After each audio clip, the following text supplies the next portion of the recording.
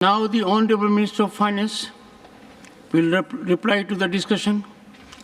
Honourable Minister of Finance.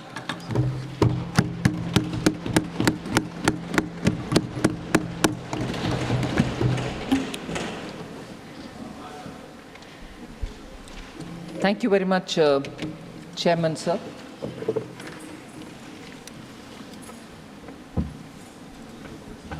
There's been a very robust discussion on the budget. I understand 83 speakers have participated in the discussion, and that actually shows the interest that honourable members have taken on the topic. After a brief introduction, which I would like to begin with, I'd go by issues, clubbing several members who have spoken on a particular issue, and so on for various different issues. And I'll also try to refer to the names of the honourable members who have raised these issues and while answering. Sir, this budget of 24-25 is actually a continuation of the interim budget. So the features of the interim budget, the critical aspects of it, are naturally subsumed into this regular budget. And since 2014, the principle which has guided us is the Sabka Saath, Sabka Vikas, Sabka Vishwas and Sabka Prayas, which continues in this budget as well, and hopefully will guide for the next 5 years. The 5 years being, this set of 5 years being very critical in taking the first steps towards building a Vikasit Bharat by 2047. This budget strikes a fine balance amongst several overriding priorities. Growth, employment, welfare spending, capital investments, and fiscal consolidation are all equally given a place, and we've tried balancing all of them. Sir, I had promised in this House in 21-22 the government would endeavour to attain a fiscal deficit to the GDP level below 4.5% by the year 25-26. We had reached an unprecedented high number of 9.2% in 2021, and we are well on track to attain that target. According to the IMF, India's share in the global growth is 16%, and it is also rising. While this budget seeks to consolidate our earlier accomplishments, I have announced a slew of measures aimed at providing renewed impetus to the manufacturing sector. I would just like to take a few minutes on expanding on this. The aim is to boost domestic employment, create employment opportunities, and ensure high and sustained increase in India's share in the global GDP over the next 5 years. Several measures have been taken. In this budget in particular, we had mentioned about the basic customs duty, which has been reduced, and on specific items, together with the production-linked incentives given for mobiles. India now already produces 97% of all the total mobile phones in demand in the country,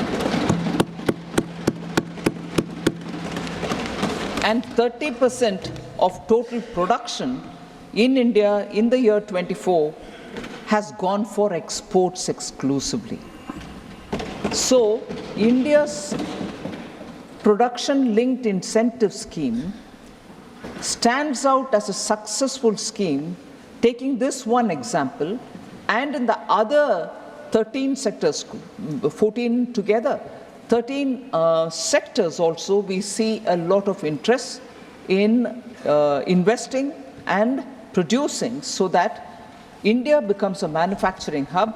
The production link incentive scheme, which was brought in because we wanted to attract a lot of investment into India, is seeing a lot of interest and continues to see a lot of interest in investors. Further, in this budget, we also set up a critical mineral mission for domestic production and for recycling of critical minerals. We also are envisaging overseas acquisition of critical mineral assets. Further, we fully exempted customs duty on 25 critical minerals and reduced the basic customs duty on 2 of them. 2 were differentiated from the rest for particular reasons. So reduction in 2 and full exemption for 25 other critical minerals. I've also announced, sir, the development of investment-ready plug-and-play industrial parks in and around 100 cities of India. So that would immediately be a big attraction for people to come and set up businesses, being closer to cities that will enable them to have good skilled workforce to be employed. We are working towards establishing 3 centers of excellence in top education institutions for realizing the vision of Make AI in India and Make AI Work for India. That was mentioned in Budget 22-23. We are further strengthening the artificial intelligence excellence centers being built in top education institutions. So in March 2024, government approved e-vehicle policy to promote India as a manufacturing destination so that e-vehicles with the latest technology can be manufactured in our country. So furthermore, I go back to the point that I had made in 2021 budget about the new public sector enterprises policy, which clearly opened up all sectors in India for private participation also. Public sector will continue in critical core sector and strategically important sectors, but private sector has been now allowed into every sector, none of which is reserved for public sector alone. I take the example of the space sector, sir, here. Opening up has helped, and today space sector startups are receiving funds, and India is now becoming a big hub for space sector innovation and space sector startups. The recent newspaper announcements have been clearly stating the kind of investment interest which is being generated. The figures are not readily available with me, but I know that $126 million funding was received by startups in 2023. But that continues, the flow continues. Further, both in the last year's budget and this year's, sir, we have allocated resources for the National Research Foundation under the National Research Foundation Act of 2023. This time also Anusandhan National Research Foundation has had allocation be made. Last year itself we declared 50,000 crores for over 5 years for research for research along with private sector. So in these ways we have tried making India an attractive manufacturing destination and given good incentives and impetus for manufacturing to set up business in India. So a brief look at some highlights of the numbers that I want to speak about. The total expenditure in the Union government's budget statement 24-25 is 48.21 lakh crores.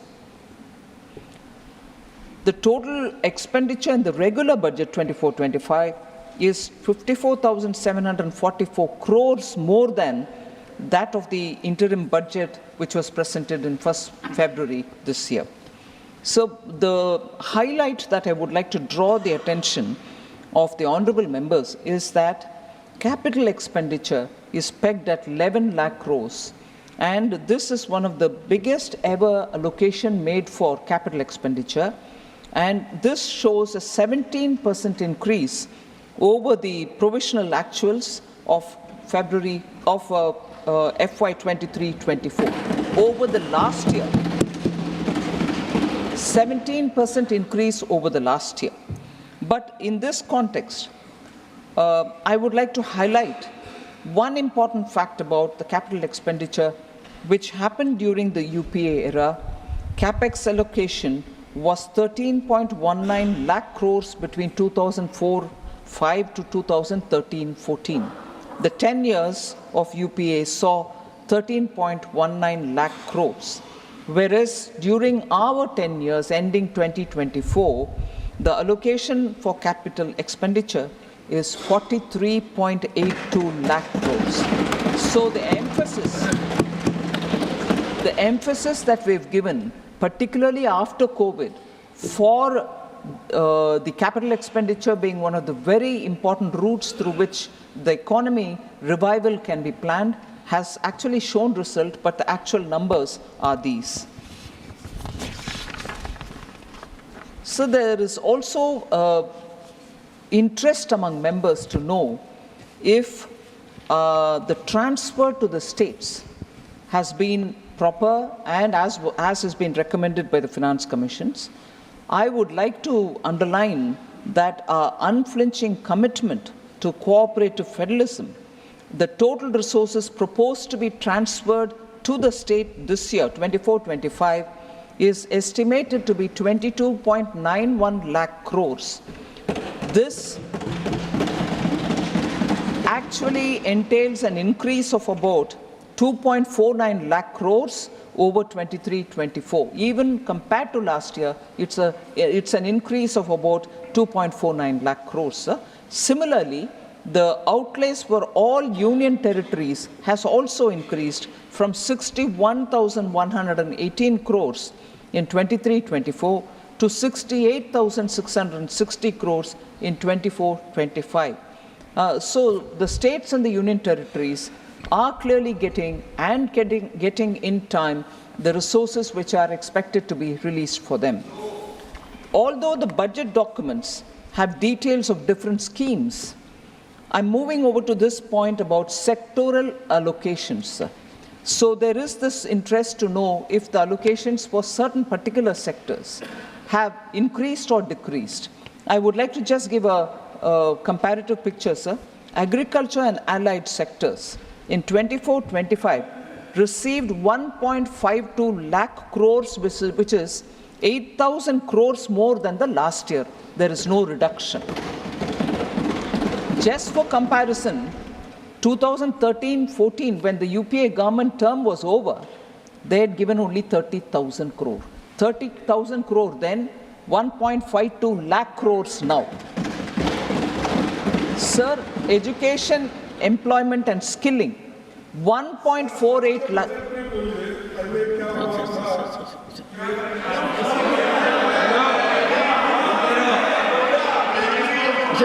Please, honorable members, Finance Minister is speaking. Please. Yes. Honorable Finance Minister. Sir, 24-25 budget for education, employment and skilling is 1.48 lakh crores, and it is 28,000 crores more than the last year, whereas again 2013-14 it was only 85,000 crores. Women and girls, 3.27 lakh crores in the current budget, which is 41% more allocation, 96,000 crore more allocation compared to the previous year. 96,000 crores it was in 2013-14. Similarly, for rural development, sir, 24-25, the current budget gives 2.66 lakh crores, 28,000 crores more than compared to last year, and it was just 87,000 crores in 2013-14. Urban development, 83,000 crores and 7,000 crores more than the last year, 12,000 crores in 13-14. Health and social welfare, sir, 1.46 lakh crores. Compared to last year, it is 74,000 crores more, 3,000 crore more than last year and 74,000 crores more than 2013-14. So I also already mentioned about the fiscal deficit. I just want to highlight that we had projected 5.1% of the GDP as the fiscal deficit in the interim budget, whereas now, when we presented the regular budget for this year, it has been brought down further to 4.9%, and we aim to reach the deficit below 4.5% next year, sticking to the glide path given in 2021. And it was also said in the budget speech that from 26-27 onwards, our endeavor will be to adhere to a path that ensures that the central government's debt as a percentage of GDP is on the declining trend. Our focus will be on that.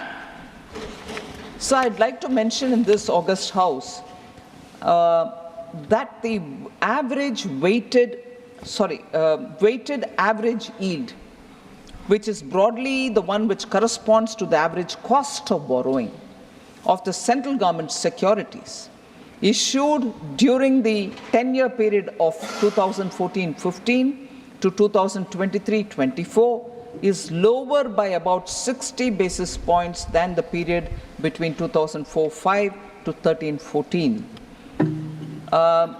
This is, and I'm giving a very notional idea, sir, but it helps to put things in perspective. If the borrowings in UPA 1 and UPA 2 were near the rates obtained by us, I know it is determined by so many other factors, market and so on, but if the borrowings in the UPA 1 and 2 were near the rates obtained by us, which could have been possible if they had our policies and our kind of credibility, it would have resulted in notional interest savings of approximately 35,000 crores for the government. Just to bring in the perspective, it can always be questioned saying, oh, how can you bring in notional? But it's a perspective, sir.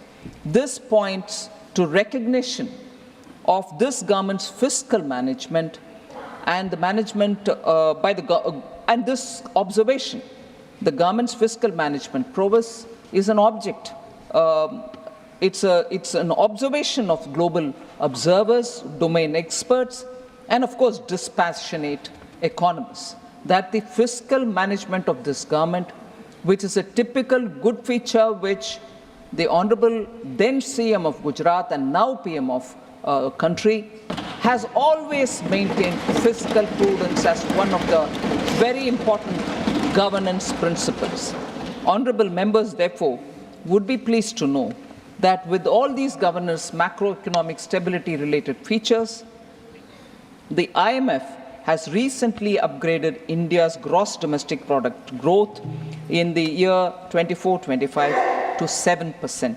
So from an exceptionally low hit GDP growth during COVID, within a few years to rise to be the fastest growing economy in the world, I think could not have been possible without the hard work and toil of all Indians, irrespective of the sectors in which they are, farmers, workers, informal sector workers, construction workers, and all the entrepreneurs, the MSMEs and so on, and the visionary leadership which has a futuristic vision, because from the front, the Prime Minister leads the economy, we are able to achieve this.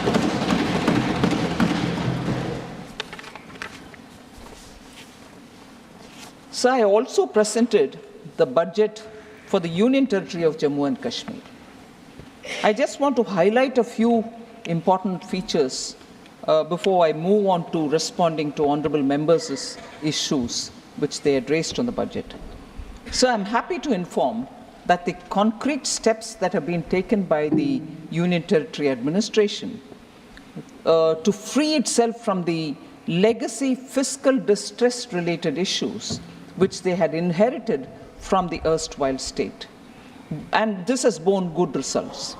With substantial financial support given by the Government of India, 17,000 crores have been provided as support in the Union Budget of UT this year. The fiscal deficit to GSDP ratio of the Union Territory of J&K is estimated at 3% for the financial year 24-25. there is clearly a sign that public finances of UT of Jammu and Kashmir is now back on the rails. The government has worked very hard, unhindered, towards fulfilling the development aspirations of the people of Jammu and Kashmir with great sense of fiscal responsibility. Because I'm dealing with Jammu Kashmir budget now and later I go to the general budget, there are issues which have been raised about J&K budget which has been tabled in this house, both inside and outside of this august house.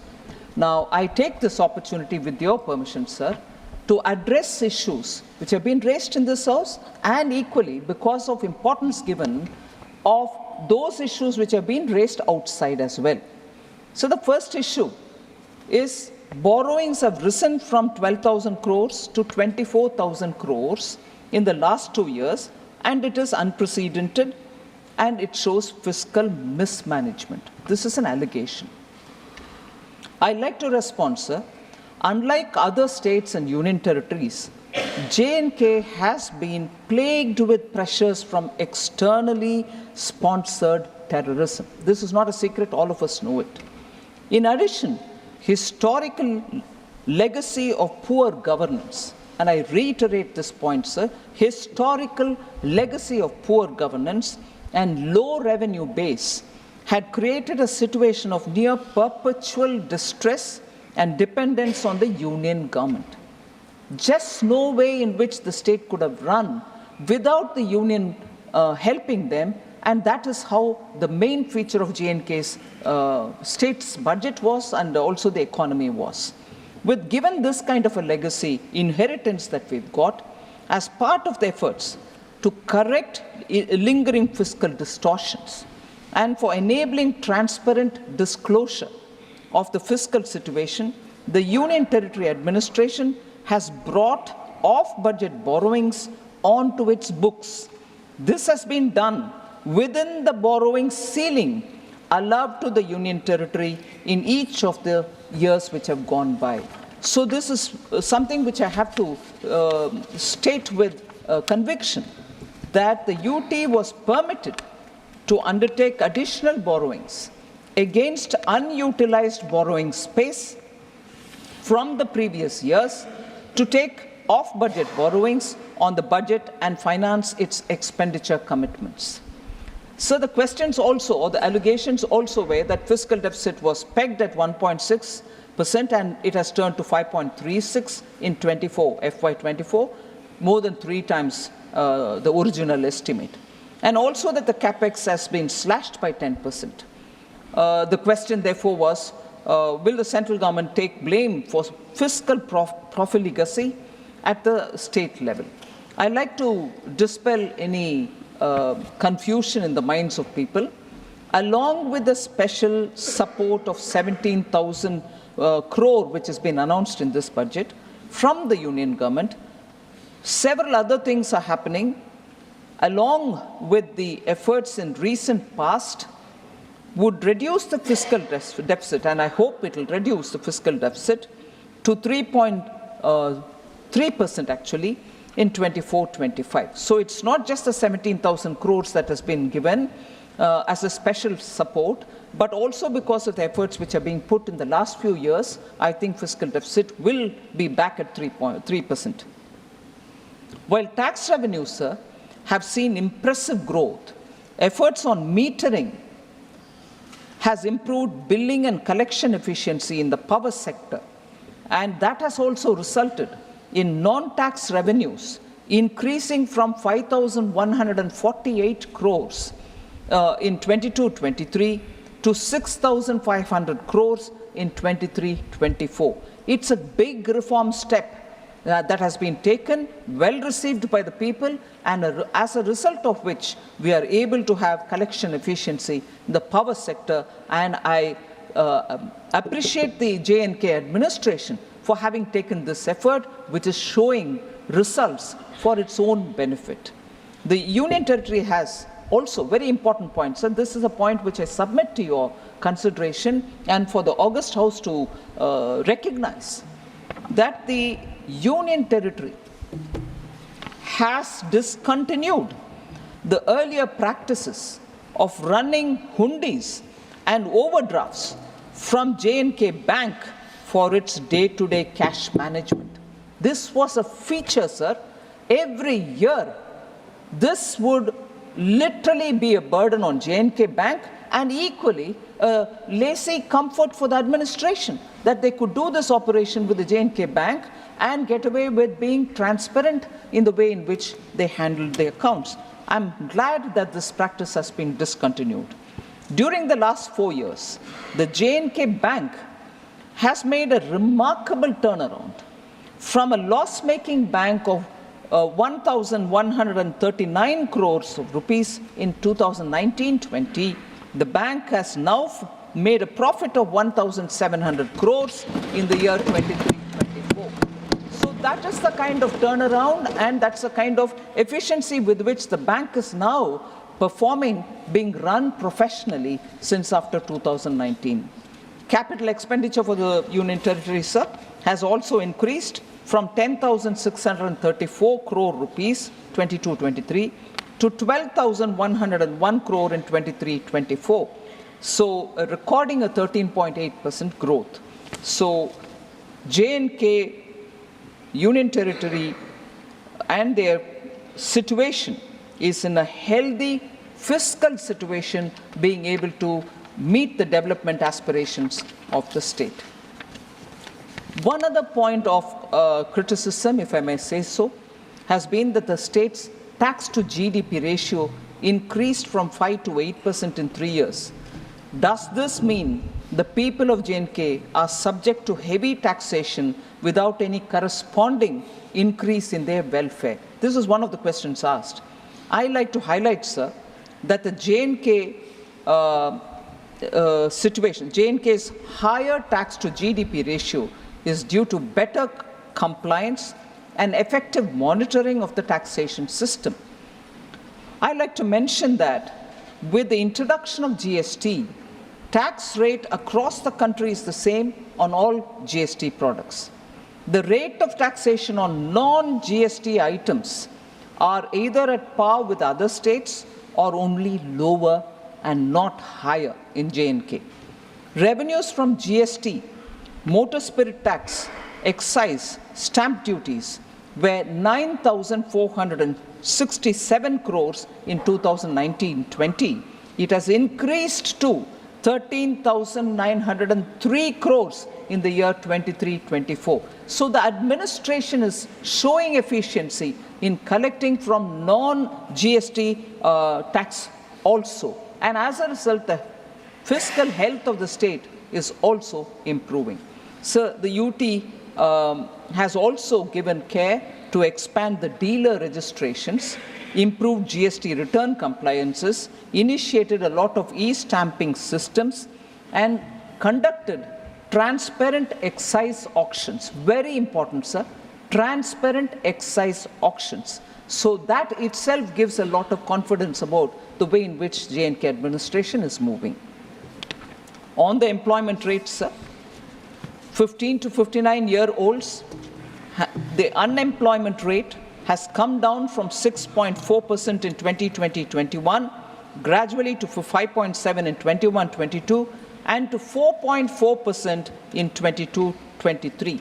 This has become possible because of substantial public investments that have led to creation of avenues of employment opportunities. Sir, I'd like the honorable members and yourself, the honorable chair, sir, to listen to the next issue, for which I will give my response. But I'm a bit concerned about the way this kind of a charge has been made on the union government.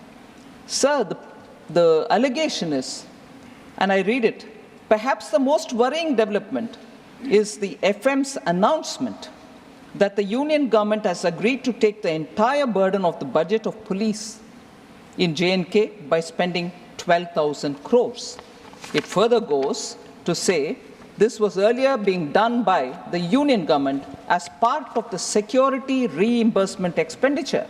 Why has that been repackaged from a reimbursement situation, is the question. Further, has the police salary liability been taken over by the union government in perpetuity, is also a question. To add to it, and this is the most interesting part, sir, does it reflect the government's intention to rule the state from Delhi in perpetuity by retaining home affairs of J&K with the union government? Will the FM commit in the House that taking over police salary liability is not a Trojan horse? I'd like to respond to this, sir. The scheme on reimbursement of security-related expenditure continues even today. So it has not been discontinued. Had it been discontinued, you will have the suspicion. But when it has not been, why would you have the suspicion in the first place? Or is it being not cared for, or you want to put it in the side and still generate a conversation based on just your apprehensions? I'm not sure if it is a responsible way to approach this issue. Second, sir, if at all, and I'm saying this with a bit of a hesitation, but I want to say this. If at all, sir, there was a Trojan horse as regards J&K, it is Article 35A and Article 370, which were the real Trojan horse, because it was not even made as a part of the constitutional amendment. It was just put in the appendix as though that's also part of the Constitution, but it was not duly brought as a constitutional amendment. But for those who are carrying that Constitution nowadays and showing it, they should explain to us, was that not a deceit? And is that not the Trojan horse to keep J&K not integrated with India? With that done, with that kind of a Trojan horse approach, you're asking us that when we take the burden of J&K police money, so that the J&K administration will have more money to do developmental activity and the center can take the salary of the J&K police, to insinuate that this is being done with an intention of for perpetuity. I'm sorry, this entire approach is making me wonder if this is being done deliberately so that there can be a kind of a, atmosphere created of doubt about India, about India's governance, about India's federal structure. This approach, I'm sorry to say, sir, is not healthy. And to just put it out, to say that this is how we perceive it. You've been in governance for more than 70 years. Not 70, 50, 40 years. I'm sure you understand the significance of what is going on and the way in which that state is being restored back to be a part of India. We belong to a party, sir, which firmly believed from the beginning, from 1947, Ek Desh, Ek Nishan, Ek Vidhan, unlike the Congress party. Sir, and I'm afraid to say, separatists who are self-proclaimed are coming into the Congress party with red carpets thrown for them to come in. Separatists who were the ones who caused permanent and perpetual problem there. Now post 2019, we are at least being able to develop the state even as we are containing terrorism. Whereas now, like earlier, terrorists are being, self-proclaimed terrorists are also being welcomed in the Congress party, sir. Sir, therefore, Not yielding. She is not yielding. Mr. Ranjit Surjewala, she is not yielding. Okay, go ahead. Sir, Please, threat to let's not have this cooperative practice. federalism. This side also, please. Threat to cooperative federalism is a topic on which there's been a lot of discussion based only on the fact that the budget speech mentioned only 2 states and it did not mention other states. Yesterday in the Lok Sabha too, I addressed this matter, sir. I wanted to highlight the fact that total resources allocated to transfer to the states in BE 24-25 is 22,91,182 crores, and that's an increase of 4,93,645 crores over the last year. So, transfer to the states are going unhindered as per the recommendation of the Finance Commission, and I'll further elaborate that when I come to some of the members who have raised questions in particular on that topic. So, sir, in this respect, again, the threat to cooperative federalism issue has been raised by several honorable members, inclusive of former Finance Minister Chidambaram, Jawahar Sirkar, N.R. Elango, Shri Honorable Member Shanmugam, C.V. Shanmugam, and also Muhammad Abdullah. So there are many members who have raised this. And on that, sir,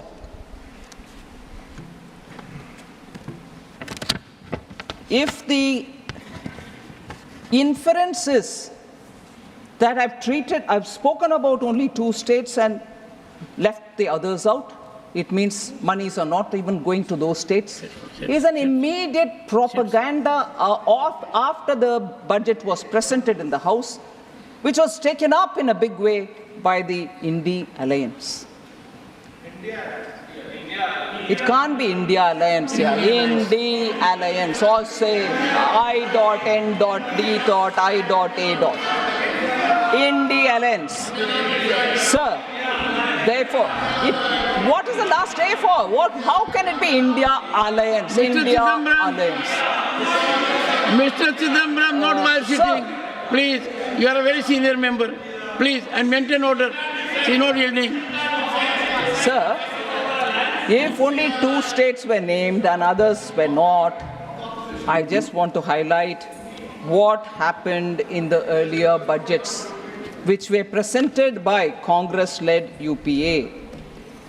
Sir, in the interim budget of 2009-10, only Bihar and Uttar Pradesh were mentioned. All right, they came back to power in 2009-10. Did they increase it? Yes, they increased it. To how many? To 8. Rest 20 states were not even mentioned. Are they clearly going to have to admit now that they did not send any money to 20 states because they didn't mention it in the speech? So, I went back to reading every one of them, sir. 2004-5, only 11 states were mentioned, 17 were not. 10 were mentioned in the next one, 18 were not. So like that I can go on saying, does that mean during their time, for those states which they did not mention, they didn't send anything to their other states? No, even that wasn't true. They sent money to all states, but only chose to speak about some states. If that is true for them, but it can't be true for me, is it? Protest outside the parliament, say, oh, other states are being ignored. What a deliberate attempt to mislead people. And I condemn that.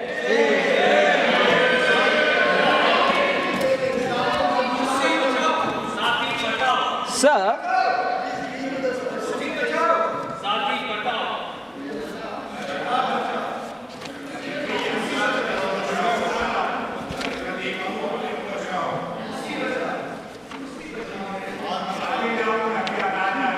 I'll just highlight this point, sir. On agriculture allocations. Agriculture allocation has come down, was the allegation and also a statement made. Several members have spoken on that. Shri Randeep Surjewala ji, Raghav Chadda ji, Rajni Patel ji, Sanjay Yadav ji, and Manoj Kumar Jha ji. I want to highlight, sir, that the budget allocation in 2013-14 for agriculture and farmers' welfare was only 21,934 crores, whereas 24-25 it has increased to 1.23 lakh crores. Over over 5.5 times in a decade. PM Kisan, sir, about which I'll also mention a bit later, more than 3.24 lakh crores has been disbursed to over 11 crore farmers. Institutional credit as a target for agriculture has increased more than 2.5 times since 2014-15, from 8 lakh crores to 20 lakh crores. Interest subsidy, which are given to farmers through Kisan Credit Card, has increased 2.4 times. Has increased 2.4 times since 2014-15, from 6,000 crores to 14,252 crores. KCC now covers animal husbandry and fisheries also. Small and marginal farmers, the number of accounts which are opened for them and they avail agricultural loan has grown from 57% in 2014-15 to 76% in 23-24. Sir, Pradhan Mantri Fasal Bima Yojana was launched in 2016 to provide crop insurance coverage to farmers, and more than 1.5 lakh crores has been dispersed till today to the farmers. Agri-Infra Fund, sir, was launched under Atmanirbhar Bharat package to address existing infrastructure gaps and mobilize investments. More than 35,200 crores have been sanctioned for 48,000 projects under the Agri-Infra Fund. So the money collected, although as a cess, much against the allegation which is levied on us, saying cess money you retain. No, it is getting spent for, here in this case, for agriculture infrastructure creation. More than 23 crore soil health cards have been distributed to farmers, which provides farmers with the nutrient status of their soil and its composition. 1.8 crore farmers and 2.53 lakh traders have been registered on the eNAM portal, which is a national agriculture marketing place. In the last 10 years, more than 11 lakh crore have been spent to provide fertilizers to farmers at affordable prices. Government has also formulated agricultural export policy in 2018 in the country for the first time. This has led to agricultural exports reaching up to 4 lakh crores of rupees. A separate Department of Fisheries has been set up in 2019 and assisting farmers with schemes worth more than 38,000 crores, which have been implemented in the fisheries sector, due to which fish production has increased from 95 lakh metric tons to 175 lakh metric tons, almost double in the last 10 years. Sir, this is where this insurance-related point which I said earlier, I have to repeat. In its 2004 election manifesto, the Congress party promised to implement a comprehensive crop insurance scheme. However, it was not till the NDA, which came to power under Prime Minister Modi, Fasal Bima Yojana was implemented. They could have done it during their time, but no, it waited for a manifesto. But that was 2004 manifesto, and they had 10 years after that. They did not do anything on that. The Congress said it would examine the feasibility of direct income support to farmers. However, it was not till 2019 when Prime Minister Modi gave PM Kisan Samman Nidhi. They state things in their manifesto, it lies in the manifesto. No, they don't implement when they come to power. The failure of their flagship scheme, which is the loan waiver scheme of 2008, has been, I've mentioned this several times, I'm not taking the time of the August House, but the loan waiver scheme was not even fully implemented. In fact, many of the farmers were not given certificate that they've cleared their dues and everything, so that after that they can go and procure the loan from the banks, because without the certificates, bank wouldn't give. 38% farmers hadn't been given the certificate, and they are sitting, loan waiver gaya, loan nahi mila abhi. That is the halat, that is the careless and laid-back fashion with which a sensitive subject like loan waiver had been handled by Congress party. Sir, on health and education, Honorable Member Sanjeev Arora, Sujit Kumar, and also Sagarika Ghosh had raised question. National health policy of NDA targeted only 2.5% of the GDP on health sector. So total allocation under health increased from 88,000 in 23-24 to 89,000 crores in 24, 89,287 crores in 24-25. PM Swasth Suraksha Yojana, under that 15 new All India Institutes of Medical Sciences have been approved, of which 9 projects have been completed starting from 2014. In 10 years, 9 new All India Institute of Medical Sciences have been completed, whilst total of 15 have been given sanction. Similarly, sir, 17 government medical college institutes have been approved, of which 10 projects have been completed. So attention given to health in different forms is what I want to lay before you for the consideration of the House.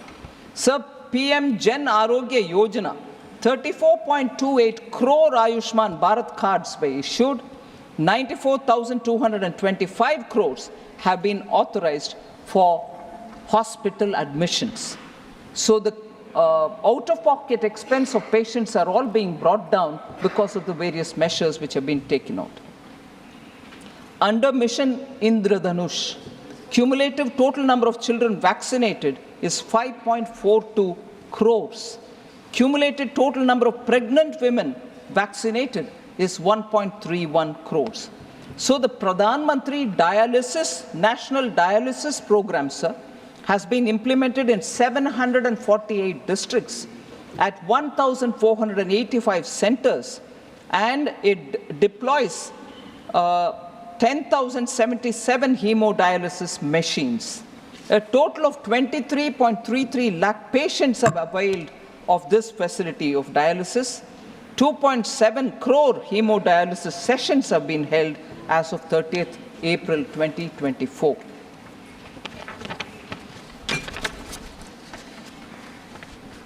$10,000 PM Jan Aushadhi Kendras have been opened, and they provide 30 to 80% cheaper medicines, and medical equipments are also being made available, sir.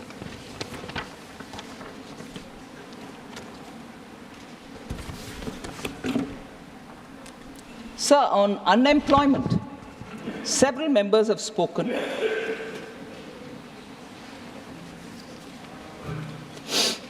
Randeep Surjewala ji, Raghav Chadda, Sanjay Yadav ji, P. Chidambaram ji, Jawahar Sirkar ji, Surjit Kumar, and also Sagarika Ghosh ji. Sir, first of all, I'd like to present before you that our policy is to make youth competent, saksham. For that, we also have brought in this time a package of 5 schemes providing employment in 3, and 1 for skilling and 1 for internship. This package, we hope, together with also 48 crore mudra loans worth 25 lakh crore which have been dispersed, where now we want to increase the 10 lakh limit to 20 lakh. All these put together, we expect there will be a big difference in terms of skilling and internship and for job creation. But the UPA era jobless growth is something which we cannot forget. It hurt India's youth the most because RBI's CLEMS data showed that the total employment declined from 47.2 crores in 2012-13 to 47 crore in 2013-14. And the only period of decline, that remains to be the only period of decline recorded since 1981-82. So when it is declined there, to recover from that, even during that period, not much was done. Formal employment also was badly hit during UPA, especially in the formal manufacturing sector, The annual survey of industries, which is issued by the Ministry of Statistics and Program Implementation, showed a sharper percentage decline than ever seen during the worst of COVID pandemic. So even during COVID pandemic, that is not the kind of decline we saw as was seen during UPA's time. So, on the employment, our facts which are given by the PLFS, Periodic Labour Force Survey, shows that the labour market indicators for persons of age 15 years and above have steadily improved from 17-18 to 22-23. Labour force participation has also increased from 49.8% in 17-18 to 57.9% in 22-23. Women's labour force participation has risen to 37% in 22-23 from 23.3% in 17-18. The unemployment rate has declined from 6% in 2017-18 to a low of 3.2% in 22-23. Youth unemployment, that is the age between 15 to 29, has declined sharply from 17.8% in 17-18 to 10% in 22-23. Sir, this is the annual periodic labour force survey report which is given this. And further to reinforce the fact, the SBI research report July 2024, India created 12.5 crore jobs during 14 to 23 compared to 2.9 crores created between 2004 and 14. So the distinct increase in the jobs created during the 10 years under Prime Minister Modi's leadership has to be highlighted, sir. In the last decade, the employability of Indian youth has increased sharply, rising from less than 34% in 2014 to over 51% in 2024, and will further improve it through the PM's package on employment and skilling.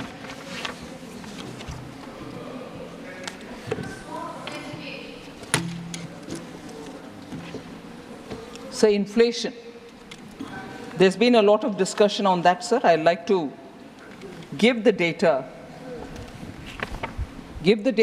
and also differentiate between the inflation which was present during UPA and our approach towards dealing with inflation now, so that we can see how inflation has been handled both under the UPA and the NDA. So we saw double-digit high inflation period under the UPA because of the policies which were reckless and inappropriate policies were taken on one hand, and inept measures to control inflation on the other. Domestic inflation. So this is a very important statement, sir. Domestic inflation used to be higher than the global average. That is very significant to be noticed. Post the global financial crisis of 2008, UPA government took stimulus measures to boost the economy. The problem arose, and I'm sorry I have to say this, when economists who are repeatedly quoted to us saying, reputed economists, you're not that, when leaders of that stature did not know when and how to withdraw the stimulus which was brought in after the global financial crisis, did not know when to and how to withdraw the stimulus, leading to a high double-digit inflation between 2009 and 13. High fiscal deficit as a result, and debt as a result, crowding out private investment. Sir, between January 2012 and April 2014, retail inflation was more than 9% in 22 out of the 28 months. So let's understand the gravity of this inflation, which we have noticed during that time. No supply-side measures were effectively taken in those days, and as a result, relief, even partial relief, was not available for the consumers. UP inherited a very stable macroeconomic environment. Atalji when his term was over in 2004, had left behind a very strong Indian economy. Inflation was only at 3.8% from 99 to 2000 and to 2003-04. Comparatively, average annual inflation rose to 8.1% between 2004-05 and 2013-14. Where is 3.8% and where is 8.1%, sir? That's their record on inflation handling. High fiscal deficit, decreased prioritization of capital expenditure, and that contributed to sustained high inflation, averaging double digits. For example, sir, India's inflation averaged at 10.1% January to April 2013, compared to the average of 3.9% across all the emerging markets. If emerging markets are countries where we can compare ourselves, they were only at 3.9%, whereas you had UPA keeping our inflation at 10.1%. So, whereas, to contrast this with our period, over the last decade, sir, India's average inflation was only 5.1%, lower than the 5.8% average among the emerging economies. So we are close to it and even lesser than the average of the emerging economies' inflation. That is the difference between UPA's handling of inflation and NDA's handling of inflation. Sir, Congress means mehengai is something the common man knows as well, because the common man's slogan used to be and continues to be Congress aayi, mehengai lai. This has been the parlance of the normal people. So, Congress matlab mehengai. Sir, I want to. आपको क्या बोलना है? आपका achievement क्या है? आपका physical achievement क्या है? आपका फाइनेंशियल अचीवमेंट क्या है? Sir, कितने progress? okay, sir. Please, sir. Honorable Finance Minister.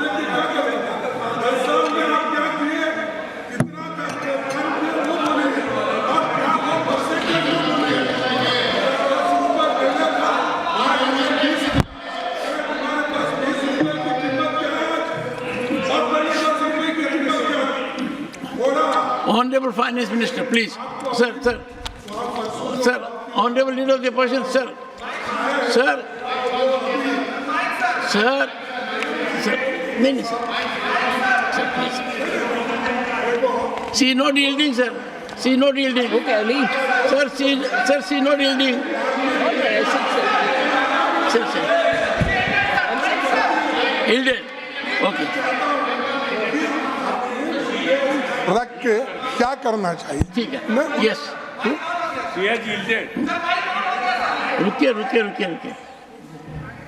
I hope, sir, there will be peace, calm, and camaraderie in the house, sir. माननीय सभापति जी, अभी जो एलओपी ने विषय उठाया कि आप अपनी बात करिए और कांग्रेस के ज़माने की बात ना करिए, ये जब भी बजट की चर्चा होती है तो वो हमेशा कंपैरेटिव टर्म्स में होती है, हमेशा हमको बताना पड़ता है. Please. No. You had all the right to say so. नहीं, what is it, Nasir?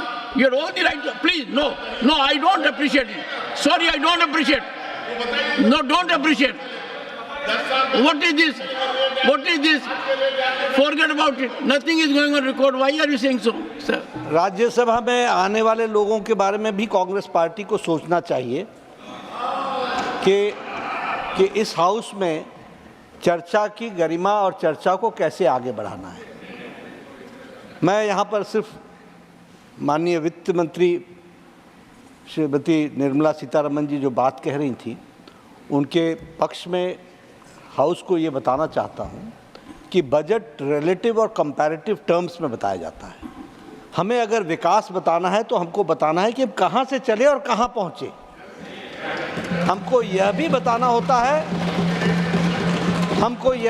होता है कि हम किस गति से चले, और हमको यह भी बताना पड़ता है कि हमने एक लॉन्ग लीप ली है.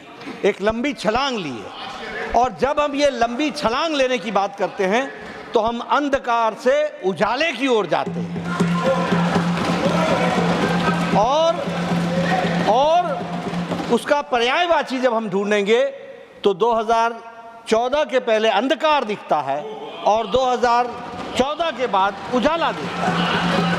Honorable Finance Minister, Honorable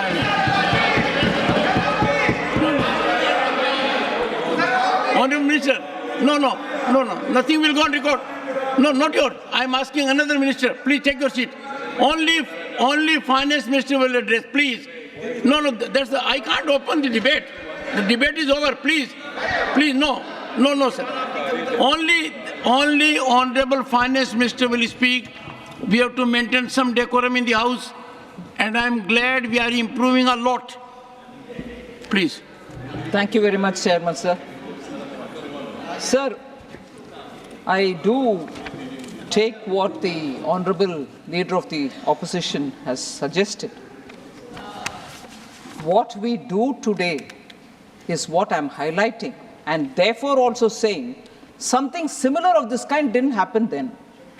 He may refute it, but it is a matter of fact, and I'm grateful for the intervention of the Leader of the House to state it in his nice Hindi, which I can't speak as well, to say what exactly it was. Getting out of Andhakar to go into Acha Roshni Wala, and that's what is happening now. So, Honorable Finance Minister, but your Hindi is not bad. Thank you. Please go ahead. Thank you, sir. Sir, please. Sir, please.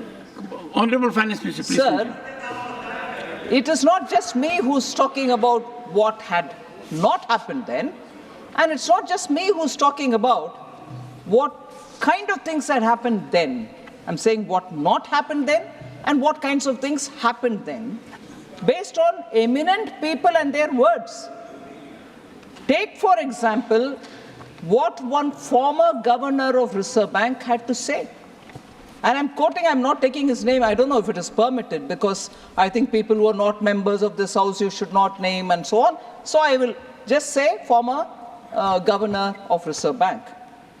In his book he says, sir, and I quote, "The finance ministry used to pressurize the RBI to soften interest rates and present a rosier picture of the growth to shore up sentiments. You were not able to perform in the economy, managing the inflation, giving stimulus to growth and leading the country to have better growth, but you're asking the RBI to give a rosy picture so that the sentiments don't get affected, because that sentiment and the kind of impact it was having on the economy is where we went to being fragile 5. And fragile 5 economy is a fact which was before them, but they couldn't act on it. Instead, they put pressure on Reserve Bank. So what you need to do constructively, you don't do. On the contrary, you do such things. And I'm not saying it. Reputed, respected, former bureaucrat who was also the governor of Reserve Bank has written it. So I want to just highlight, sir, whereas what kind of efforts we have made to keep inflation under control is something which I want to say now for members who have been very keen to know what is happening today. I'm telling you what's happening today. Please make a note of it. Sir, we implemented measures. Mr. Basu, I'm coming to what they have said that. Please. Thank you.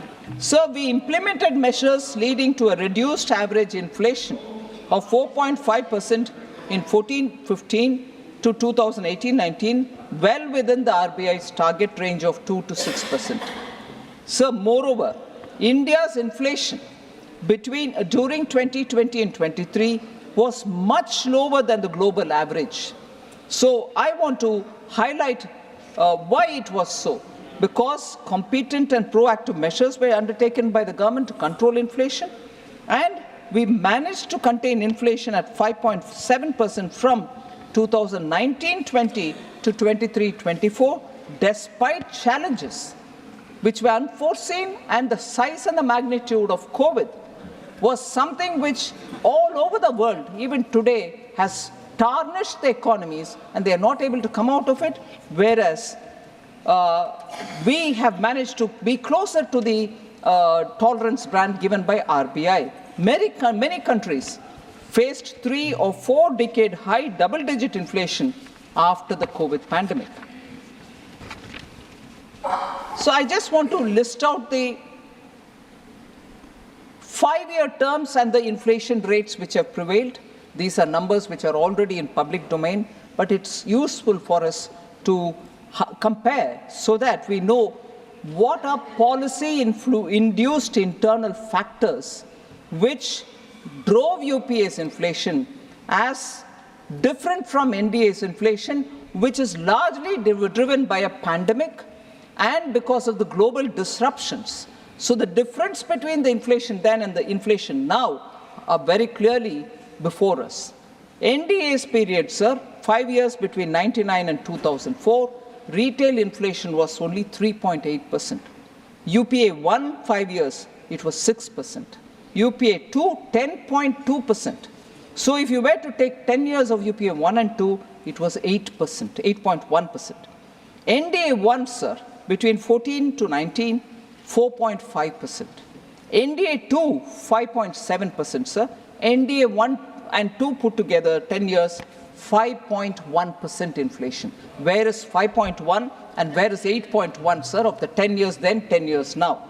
So we need to understand that even when very important steps were taken, like cutting down on the excise duty of petrol and diesel by the Honorable Prime Minister, twice, once in November and once in June of 23, November of 22,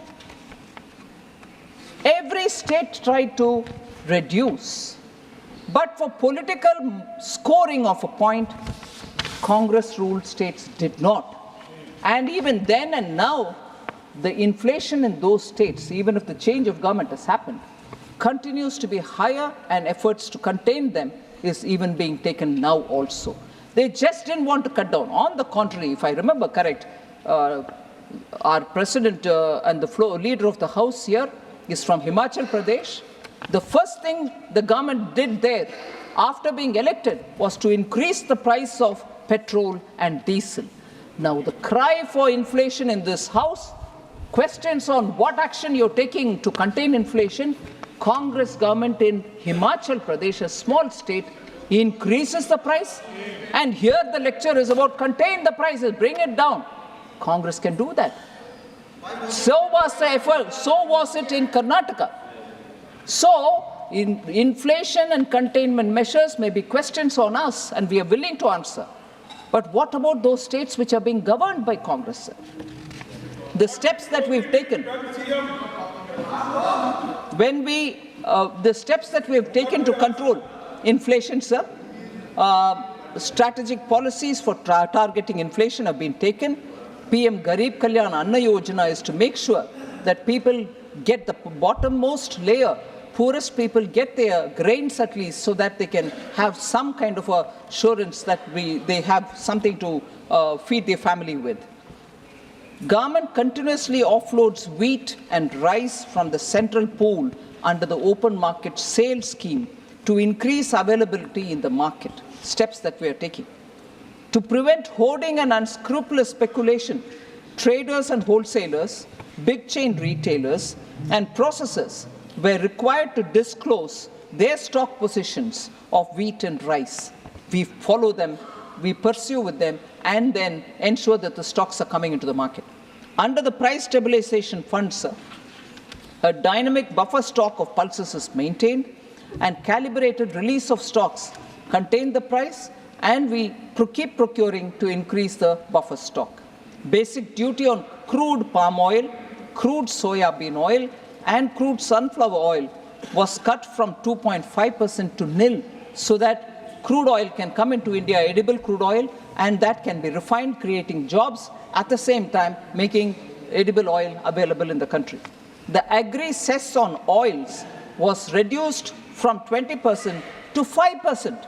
So we are reducing the revenues that we are earning but making sure people get affordable price commodities which are important. On January 15th, 2024, this duty structure has been extended to 31st March 2025. So edible oil can be distributed with affordable prices, sir.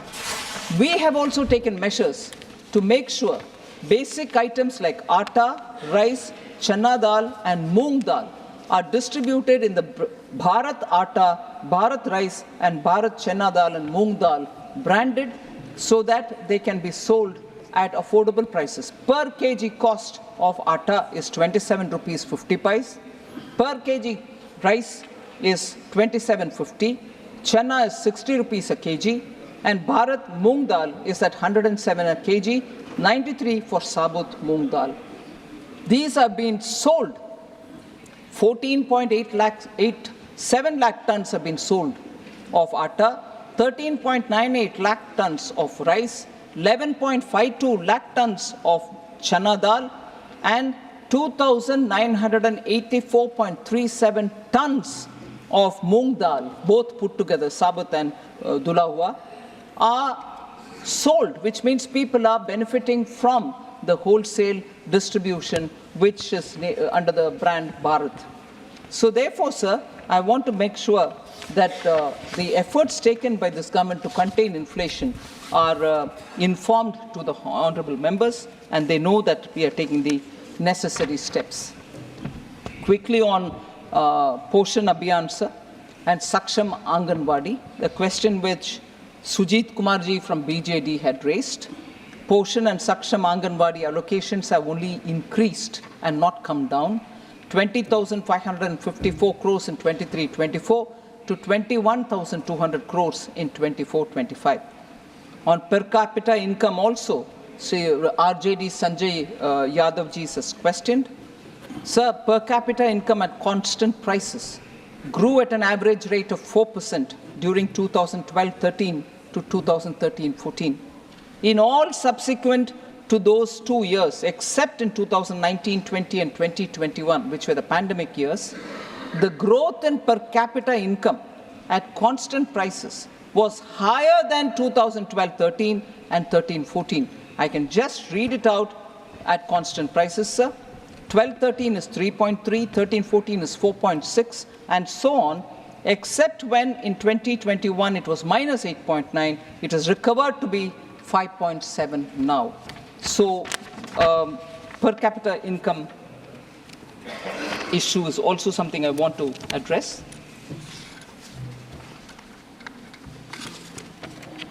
So this is a very important issue which has been raised, that arbitrarily we've been cutting the borrowing ceilings of non-BJP states. Sir, I want to completely dispel this baseless argument. Central government follows the recommendation of the 15th Finance Commission for issuing borrowing consent financial year-wise uniformly to all states. Net borrowing ceilings of 3% of GSDP has been fixed for the financial year 24-25. Borrowing consent is issued to all states by adopting uniform parameters as per borrowing guidelines. There's no difference here. All of them are treated the same. Moreover, the 15th Finance Commission has also recommended performance-based additional borrowing space of 0.5 of GSDP. This is linked to the performance in power sector reforms. List of states, sir, which have fulfilled the requisite criteria related to power sector reforms and availed additional borrowing space of 0.5% of GSDP, I'd like to present before you, sir. In 21-22, 22-23, and 23-24. Example, West Bengal, 6,911. These are additional borrowing over and above the 3% which is given unconditionally. 6,911 for 21-22, 8,352 for 22-23. It is in crores or 7,200 something? This figure is in what? crores. Crores. Crores, sir. Sorry, thank you. So 6,911 crores, 8,352 crores, 7,276 crores for 21-22, 22-23, 23-24. If that is West Bengal, sir, Tamil Nadu, 7,054, 21-22 crores, 5,775 crores, 9,656 crores. Additional borrowing allowed each year because of power sector reforms. That is Tamil Nadu, sir. Kerala, 4,060 crores, 21-22. 4,263 crores, 22-23. 4,866 crores, 23-24. Additional borrowing permission and availed these amounts are on record. Now, Himachal Pradesh is just now, so I can't give the figures straight away. 251 crores was allowed in 21-22, but we've not had any claim after that. I can read that for other states as well.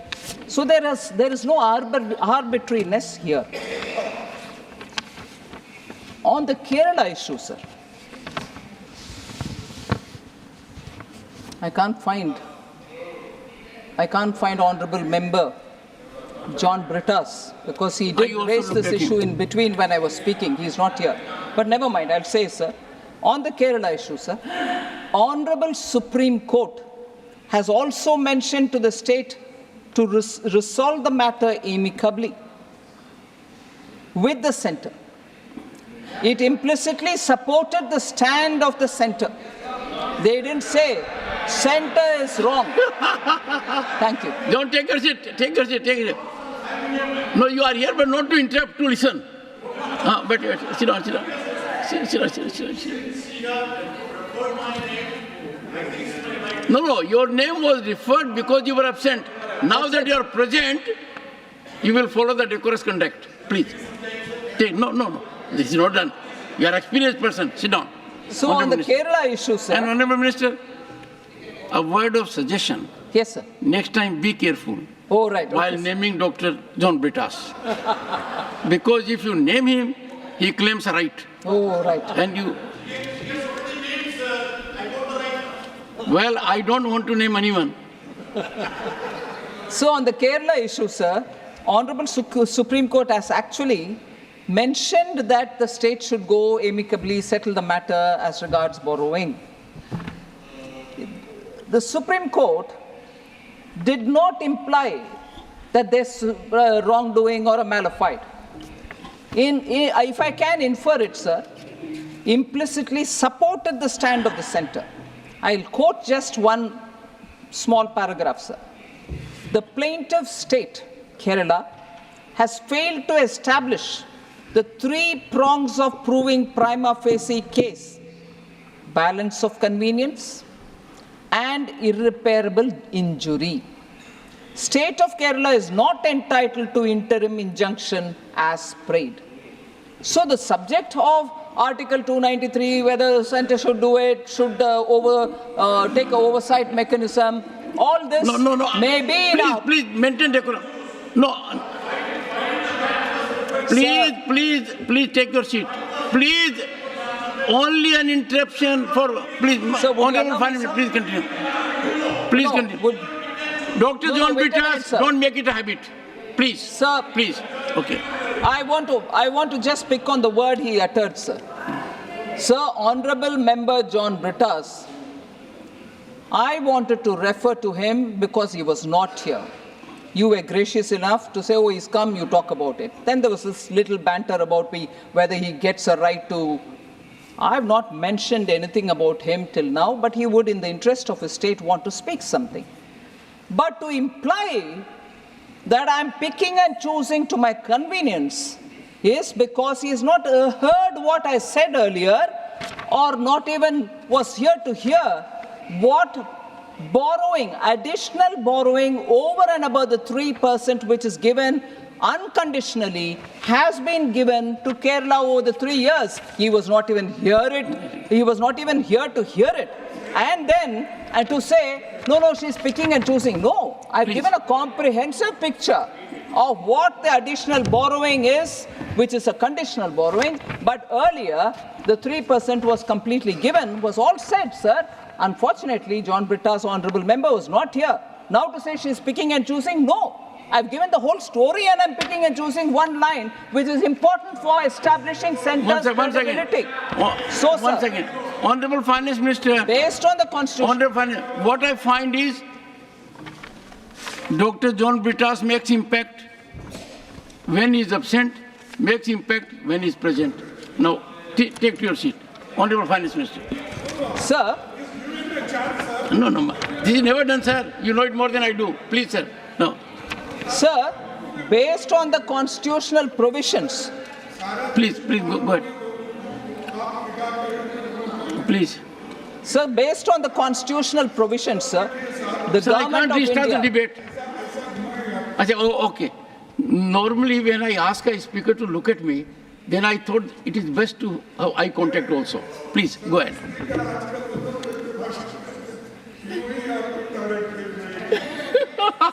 I'm following the rules, sir. Yes.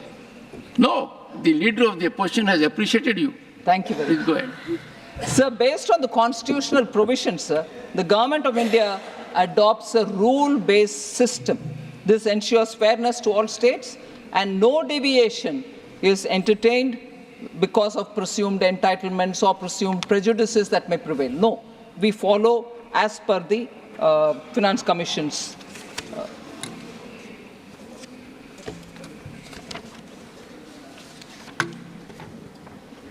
So they related somewhat to this was this question on tax devolution to states is less than what is recommended by Finance Commission, a point that Sri N.R. Elango from DMK had raised. I'm not sure he's here. And you also have Honorable Member, Senior Member Tiruchi Shiva. I want to take a minute on this one, sir. We've heard members raising this voice that centre does not devolve actually 42% or the 41% post J&K becoming union territory. I want to clarify on this a bit. Finance Commission, sir, recommends devolution of taxes as a percentage of net proceeds as defined in Article 279 of the Constitution. Net proceeds. Net proceeds is calculated after deducting cesses, surcharges, and cost of collection from the gross tax receipts. So the first matter is gross tax receipt. From there you remove cesses, surcharges, and the cost of collection, and then you arrive at net proceeds, and it is from the net proceeds is the devolution of 41% or 42%. Sir, it is wrong to calculate devolution based on gross tax receipts and then claim that the centre is devolving less than what is suggested by the Finance Commission to the states, because the mandated amount, which is 41%, is based on net proceeds and not the gross tax receipts. So it should be noted, sir, the devolution is not a percentage of GTR, but it is a percentage of the net proceeds.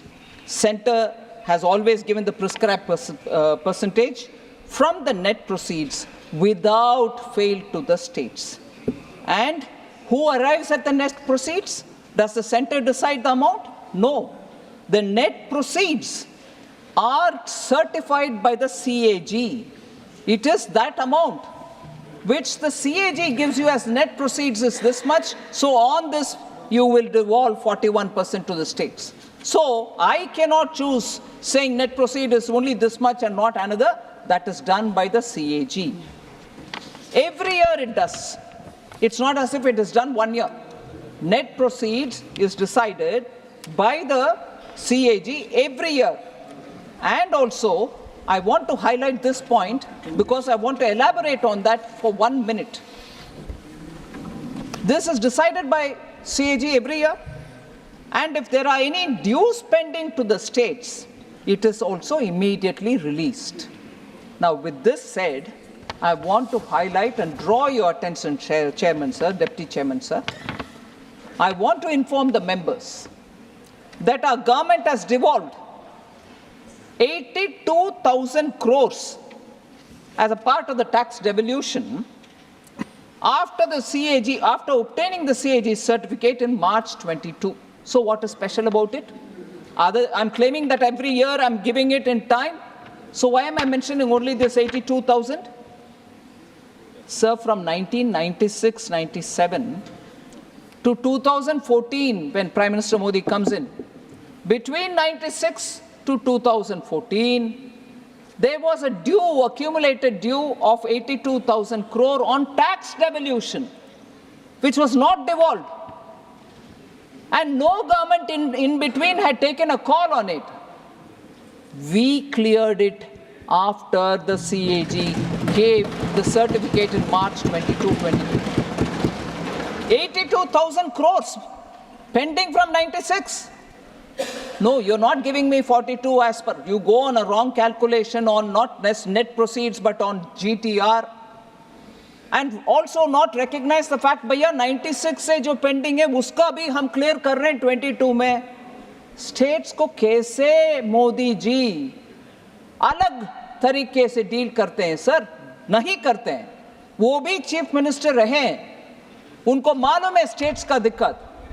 हर पैसा हमने समय पर दे रहे हैं. और 82,000 crores जो pending था from 96, उसको भी हमने ही क्लियर कर दिया.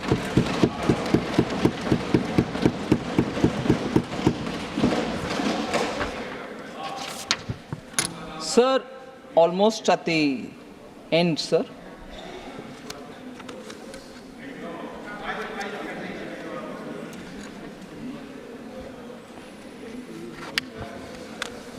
Sir, former finance minister, probably in the concluding stage of his speech, I was also here hearing him, had said, I've got 5 questions for which I want the finance minister to answer. And the 5 questions pertain to minimum wages, legal guarantee, education loan waiver, abolition of Agniveer, scrapping of NEET. I just want to give a very quick response to each one of these points. Sir, minimum wages of 400 a day. Sir, I'm referring to the Honorable former Finance Minister, sir, who had raised 5 questions and wanted us to answer.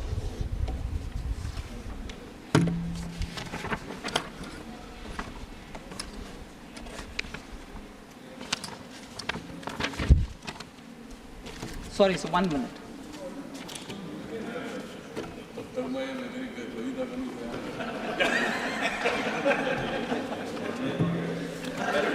I think, but the best that has happened is the Honorable Finance Minister has not taken the... No. So,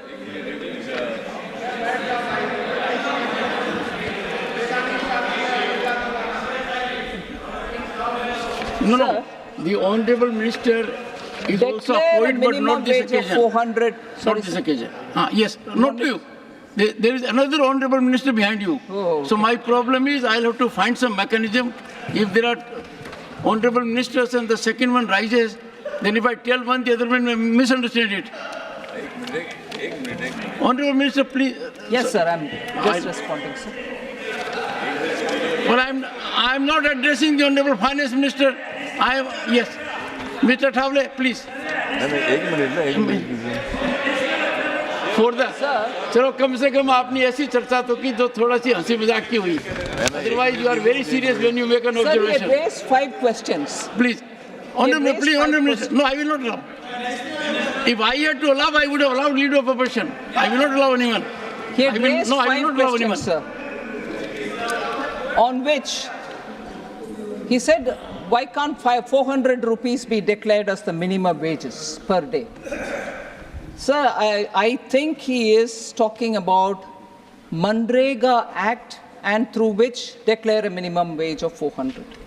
I just want to highlight on that presumption that Manrega Act of 2005, sir, Section 6(1) of the Act says, notwithstanding anything contained in the Minimum Wages Act 1948, the central government may, by notification, specify the wage rate for the purposes of the Act.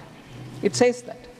And says, provided, that's a proviso, provided that different rates of wages may be specified for different areas. I also think probably because it was mentioned in the Congress manifesto, I'm a bit hazy on it, but his demand was 400 rupees per day minimum wage. Why won't you want to declare it? So I want to highlight, sir, the Rural Development Ministry, which deals with Manrega, since UPA time, has been declaring the minimum wage, and these are decided based on changes in the CPI-AL, that is Consumer Price Index Agricultural Labor, which reflects inflation in rural areas. It's based on that every year some kind of a notification comes. This has been the practice since 2005 to 2014. Our government has also followed the same principle. I don't know if I can use this saying in the English language. What is sauce for goose is the sauce for gander as well. One is therefore tempted, sir, to ask the form of FM, what prevented the UPA from notifying a uniform wage rate under the Manrega when it was in power? They didn't do it then.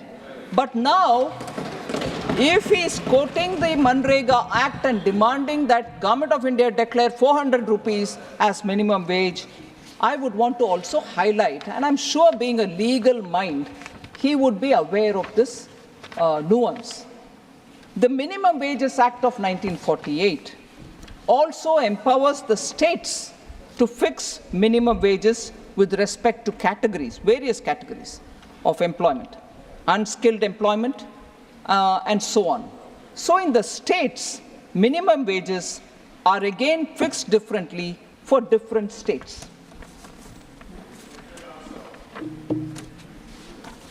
So permit me for a minute, sir.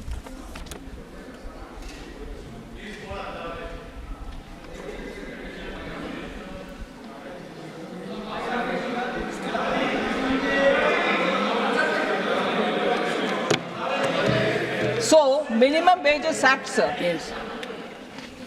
are fixed by states for different kind of employments, just as Government of India also fixes minimum wages for railways or the mines or many other things which come under its subject.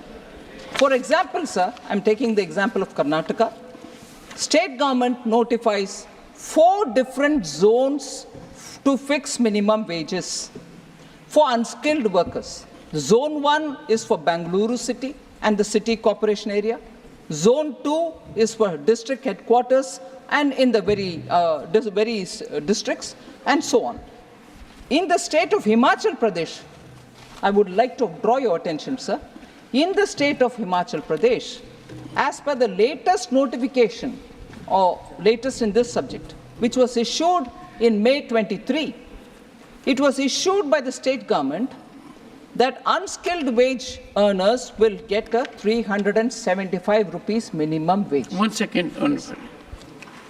I must appreciate your fairness. You touch the state of the leader of the opposition, and next you are touching the state of leader of the house. So that even balancing has taken place. And I am privileged to be chairman at a time when this house has presidents of the 2 leading parties in the country, the largest democracy. Honorable Finance Minister. So, if wages are to be fixed by different states at different levels and for even within a state different zones, it's difficult to think of how the central government can fix a wage of 400 rupees and also say, therefore, it should be done for the entire country. Sir, also,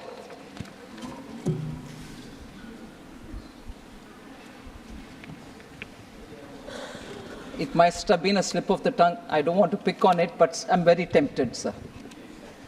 In a speech, I think he claimed that he travels 500,000 kilometers by road every month. Must have been 500,000. We can overlook it. This does happen sometimes. If it was wrongly heard, I want I'll tell you. All the right. leader of the House made a mention of 7 crore and he quickly corrected that it was 7 lakhs. So from that we can ignore. All right. So education loans. He had a question to ask on education loans. So we have already announced measures for education loans in this budget for helping our youth who have not been eligible for any benefit under government schemes or policies. We have announced a financial support of 10 lakh for higher education within the country. E-vouchers for this purpose will be given directly to 1 lakh students every year for an annual interest subvention of 3% to the loan amount, of the loan amounts. Sir, he also asked a question about Agniveer scheme.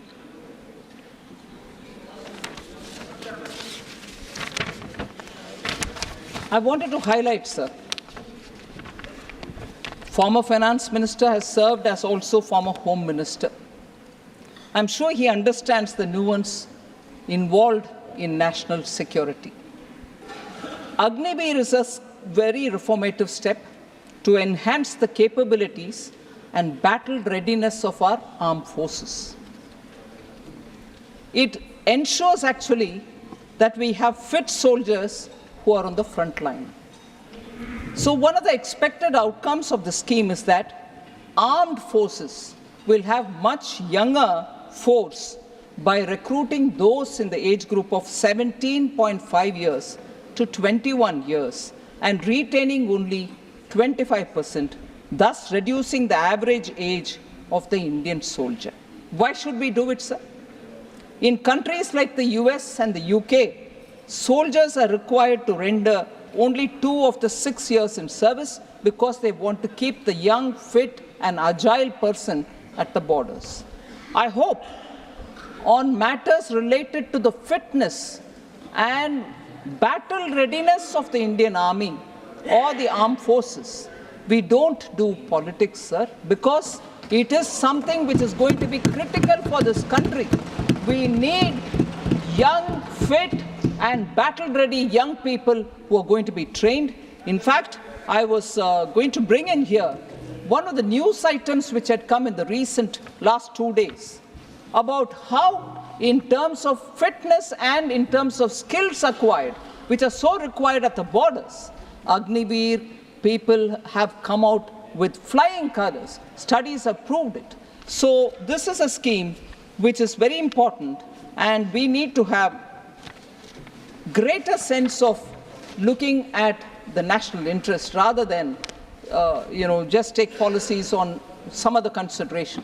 I'd like to remind, sir, when in 2014 Prime Minister Modi reviewed the situation, I got into defense only later in 17, and therefore with some interest I went back to look at also the earlier periods.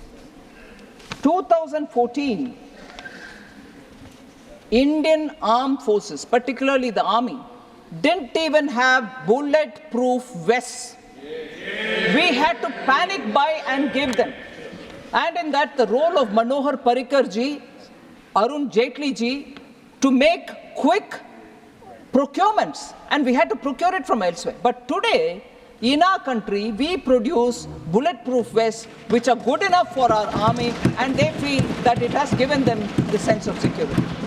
Not just bulletproof vests, sir, it is also a truth that in India at that time, for 10 years, major defense procurements did not happen. And this is not a fiction that I'm telling you. In the House, the defense minister then had said we can't procure it because we don't have the money. So Agniveer is a scheme which we brought in with great sense of commitment to keep our armed forces battle ready. And young and fit people get into the army, and I don't think there's a need for us to unnecessarily worry that this is causing some kind of a distortion. Not at all. It is with the acceptance of the armed forces that it has been brought in. Sir, he is also, I think I've addressed the 4 issues that he had raised. The 5th one is NEET. So, Honorable former Minister, he's a lawyer. Probably he spoke one day before the final judgment came from Supreme Court on the NEET. One day before he spoke, and therefore the verdict which was given by the Supreme Court, he probably wouldn't have been aware. The Supreme Court did not scrap NEET exams. It observed that there is no material at the present stage to indicate any systemic leak. That's about the NEET exam leakages. But abolition of NEET, I'm afraid to say, was triggered even before the leak issue came up. So I want to highlight some of the features, sir. NEET exam was notified. When was it notified? For the benefit of all our members. When was NEET notified? In 2010, December 2010, with its implementation. Who was leading the implementation at that time? It was led by the then DMK Minister Gandhi Selvan, who served as MOS for Health and Family Welfare as part of the Congress-led UPA 2 government. So it was brought at that time. The Supreme Court, while talking about the NEET, didn't take care of it. Thank you, Mr. Wilson. Thank you. Thank you very much. Please, please. And that is why it is running even now with the stay. Sir, I want him to not interrupt with misunderstandings. Mr. Wilson. This is undone. UPA in 2012, the UPA 2.0 introduced NEET undergraduate for medical examinations as well, medical admissions. And 2013, the first exam took place. All during UPA 2013, the exam took place. When the Gazette notification of 20th December 2010 was challenged in the Supreme Court, both the lawyers of the Medical Council of India and UPA's Additional Solicitor General of India defended NEET. When it was challenged in the Supreme Court, December 20 was the time when Gazette notification was issued, and that Gazette was challenged in the Supreme Court.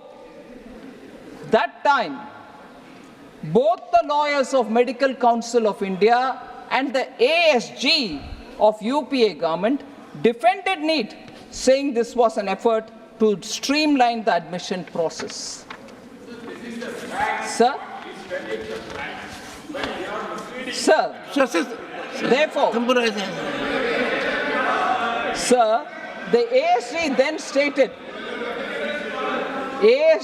stated that the earlier system of multiple examinations was neither in the national interest nor in the interest of maintaining the standards of medical education, nor did it serve the interest of the poor middle-class students who had to buy forms of several examinations and travel across the country to appear in the examination. Multiple examinations they had to take. NEET does not, sir, disadvantage anyone. NEET does not disadvantage anyone. It expands opportunities. Sir, Tamil Nadu students secure 85% of the seats with 69% reservation, which is upheld in Tamil Nadu. With that reservation intact and with this process of NEET, 85% seats, which is 85% of the seats within Tamil Nadu, and 15% of all seats from all states put together, they can go for the 15% seats to any state that they want. So, Tamil students benefit from All India quota in other states also. Now, when former finance minister is talking about NEET, I also want to underline this fact, sir. 2011, when the DMK rule concluded, Tamil Nadu had just 1,945 medical seats. Presently, there are 10,425 medical seats, a remarkable surge of 8,480 seats in the past 11 years. Sir, therefore, NEET has ensured cost-effective medical education for families. Certainly, it has hurt some vested interests, particularly those in the medical education field, because no longer selling of medical seats is possible. And therefore, it has hurt a lot of people. That is why a particular lobby was actively against NEET, even before this NEET leak issue has come up. Sir, in the year 22-23, 12,997 Tamil Nadu government school students wrote the NEET exam, and of them, 3,982 students passed it. It is noteworthy that the pass percentage has increased from 27% in the last year to 31%. So I want to say, sir, only before NEET came in, only a few students from few schools in selected regions of Tamil Nadu could get medical seats. Now it is across the board. There are, of course, I don't know if you will permit me, government schools. I want to take the name of few government schools students from Tamil Nadu belonging to very humble backgrounds and rural areas who have passed the NEET examination over the last few years. I'll take the names, sir. Young girl Kanimuri, Needur Mailadurai, daughter of a laborer, Kooli Tholilali in Korandai, and temporary taxi driver. He works also as a temporary taxi driver. She got in 2023. Annapurani from a place called Singam Punari, Sivaganga district, the district from where our former finance minister hails. That girl has also managed to come in. She's the daughter of a construction worker, 2023 again. Arivu Nidhi, Vrali Malai is the place from where she is qualified, which is in Pudukkottai district. Son of a laborer, and he is also a Kooli Tholilali in 2023. Divya Bharati in a place called Talavadi in Erode districts. Daughter of a laborer, again a Kooli Tholilali in 2023. Kavi Arasan from Karambakudi in Pudukkottai district, son of a farm laborer. Jeevit Kumar Periyakulam Theni, son of a goat rearer, shepherd, in 2020. Kavi Priya from Chayyar, sir, daughter of a farmer, 2022. Santanam from Dharmapuri, son of a farm laborer, 2022. Ramya from Karamadai in Coimbatore. She's a scheduled tribe, a particular tribe which is very disadvantaged in Tamil Nadu called Irular. She is a Irular candidate, daughter of a laborer. Yes, budget, because the former finance minister asked about it. I'm duty bound to answer. Sir, I may get the name wrong. The last candidate who I want to say, Karamadai, Coimbatore, Pirisika. I may be wrong with the name. She's the daughter of a tailor. Now, are these not success stories of NEET? Are these not students from rural areas? Are these not students who belong to the lower strata? Construction workers, coolie workers, farmers, taxi drivers, their children are coming through, sir, NEET. Sir, please, nothing will go on record, Mr. Vasan. You are a very senior man. No, nothing. Sir, I come to the last point, sir. I conclude. I come to the last point. Please.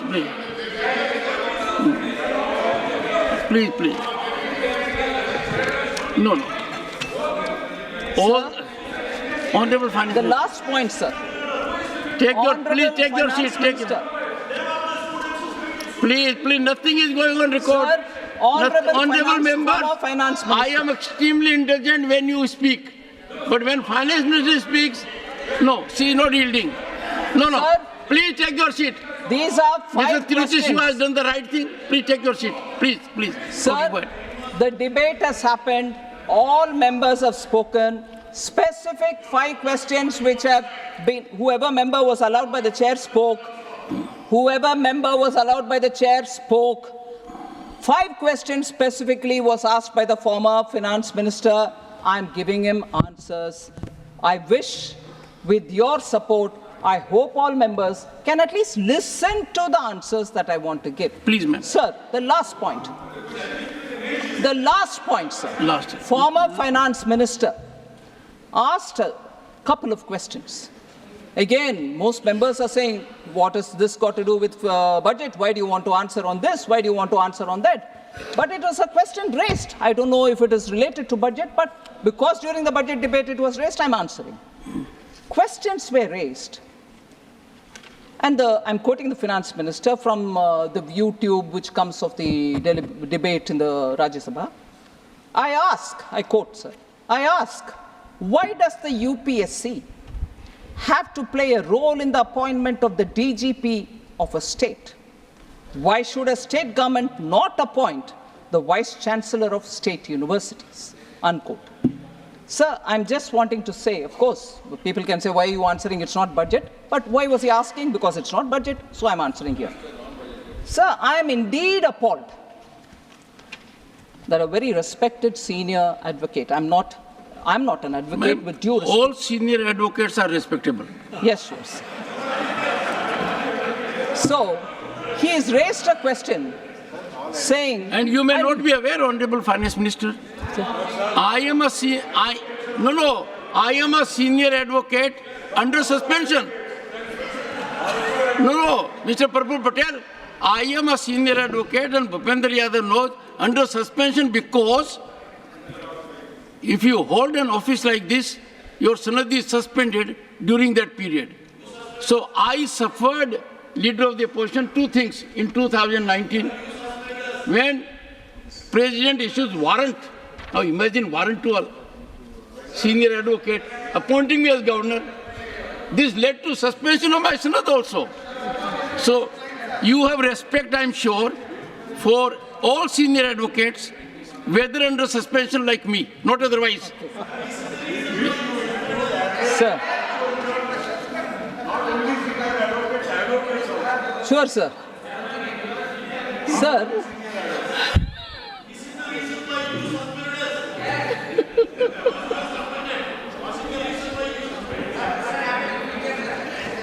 Sir, I'm actually appalled because... No, but the Honorable Finance Minister, former Finance Minister, had raised 2 very valid questions. Yes, sir. One, why should UPSC... in the appointment of DGP, UPSC should come into picture? And same he said about Vice Chancellors. Yes, sir. So you say you want to respond? I would want to respond, Please go ahead. Sir, Honorable Finance Minister, former Finance Minister, has used this platform of vibrant democracy. I think he's misrepresented the situation to an extent that it goes contrary to the judicial verdict of the Supreme Court itself.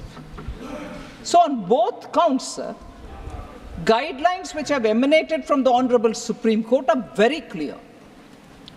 On this issue of DGP appointments, sir, as to why the UPSC has to play a role, I just want to highlight, it was in this case of Prakash Singh and others versus the Union of India, 2006. This case was decided by the Supreme Court on 22nd September 2006. And it directed in the following words. Quote, the Director General of Police of the state shall be selected by the state government from amongst the 3 senior-most officers of the department who have been empaneled for promotion to that rank by the Union Public Service Commission. The state picks up on 3 candidates, sends the panel, and it is the UPSC which decides. This is the verdict of the Supreme Court in that police reform related case, which was another policeman, Prakash Singh, and others have gone to the Supreme Court, and in that it clearly says that it is the UPSC. One, sir. Second. 1 second. On the... 1 second. What is your point of order? Come to the point of order, don't make a speech. Wait, sir. 1 second. If Supreme Court decided yardstick is the criteria, why has the government not followed it in the case of Election Commission of India when there was a clear-cut directive? Everything you say, Randeep Purjiwala, is irrelevant. Why? Everyone is aware about the judgment. Honorable members, no, not like this, sir. He had to speak. Has the former finance minister, look here, I take it as a very serious situation. Has the former finance minister, while asserting why are you having role of UPSC in appointment of DGP, misrepresented the situation? According to the present finance minister, the former finance minister totally misrepresented because there is a categorical judgment of the Supreme Court in the case of Prakash Singh, and directive is categorical. The state government will select DGP only out of a panel that is approved by UPSC. Now, this is a settled situation, everyone knows. So I am sure, as and when Honorable former Finance Minister will there, I take a very serious view of it. One second, sorry. No. Honorable members, I take a very serious view of it because I have indicated this House cannot be used to emanate information by way of misrepresenting particularly a Supreme Court judgment known to one and all by and large, and that too from a senior advocate. Ma'am, I take note of it. You kindly put the judgment on the table of the House. Just so. Number. Nothing is going on record. Sir, just so. No, she is not Indian. She's not. Excellent. काफी प्रतिष्ठित वकील हैं, home minister भी रह चुके हैं, तो क्या आप वो जब यहाँ पर उपस्थित रहे तो उन्हें अपना स्पष्टीकरण देने का मौका देंगे? बिल्कुल ठीक। माननीय सदस्यगण, नहीं, माननीय सदस्यगण, दिग्विजय सिंह जी ने बहुत महत्वपूर्ण बात कही है। एक चार्ज है कि पूर्व फाइनेंस वित्त मंत्री ने सदन के समक्ष महत्वपूर्ण तरीके से कहा है कि राज्य सरकारों का ही अधिकार है डीजीपी बनाने का, और आप यूनियन पब्लिक सर्विस कमीशन को क्यों बीच में ला रहे हैं? उनका डायरेक्शन साफ है कि you are doing this because you want to control states. Imputation यही है। The present finance minister says this is being done not by any executive order, this is emanating from a judgment of the Supreme Court that was imparted in 2006, and the judgment is categorical, and I am sure even us, every lawyer knows it, that appointment can take place only out of a panel approved by UPSC. I agree to your suggestion, and we will put it to the former finance minister in what circumstances, while being senior advocate, he could misrepresent the situation so gravely to misinform the nation at large. We'll put it to him. I agree to your suggestion. Yes. Sir, just to be sure, sir, I want to reread the verdict of the court. 22nd September 2006. Supreme Court directs thus, I quote, "The Director General of Police of the state shall be selected by the state government from amongst the 3 senior-most officers of the department who have been empaneled for promotion to that rank by the Union Public Service Commission," unquote. So that's about the DGP. Now I come to the issue of the Vice Chancellor of State Universities. Sir, Supreme Court of India again in a judgment in State of West Bengal versus Anindya, Sundar Das and others in 2022 asserted, and I quote, "Regulation 7.3 of UGC minimum qualification for UPSC or appointment of UPSC? teachers. This is UGC. Sir. UPSC. This is UGC, sir. University Grants Commission. Unity and that grants. was, Okay, okay. sir.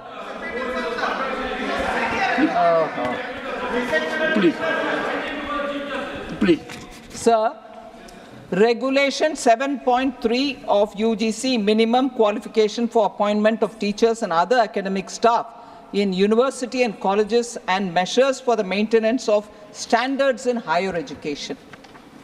Regulations 2018 provides for the minimum qualifications of a VC selection procedure and the appointment procedure. In case of a conflict between the state legislation and the central legislation, in case of a conflict between state legislation and the central legislation shall prevail by applying the rule principle of repugnancy. By applying the rule principle of repugnancy as enunciated in Article 254 of the Constitution. Therefore, any appointment,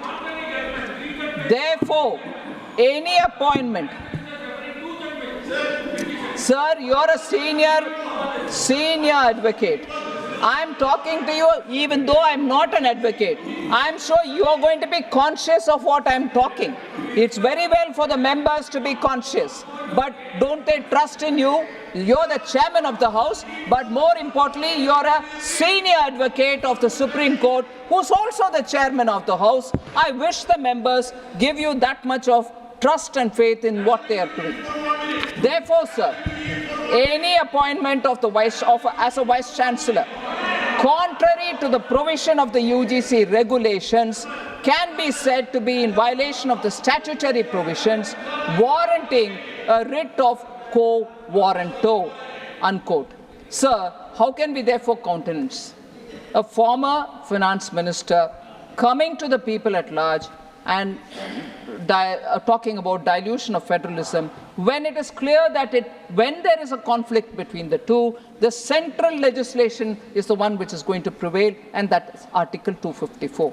So, therefore, sir, I just want to highlight that a field which is occupied by the judgment of the Supreme Court in these matters, to which, by virtue of being a senior advocate, the Honourable former Finance Minister should be more aligned with the judgment. I wish to indicate to the House that these judgments and the spirit which is caught in these judgments are very important.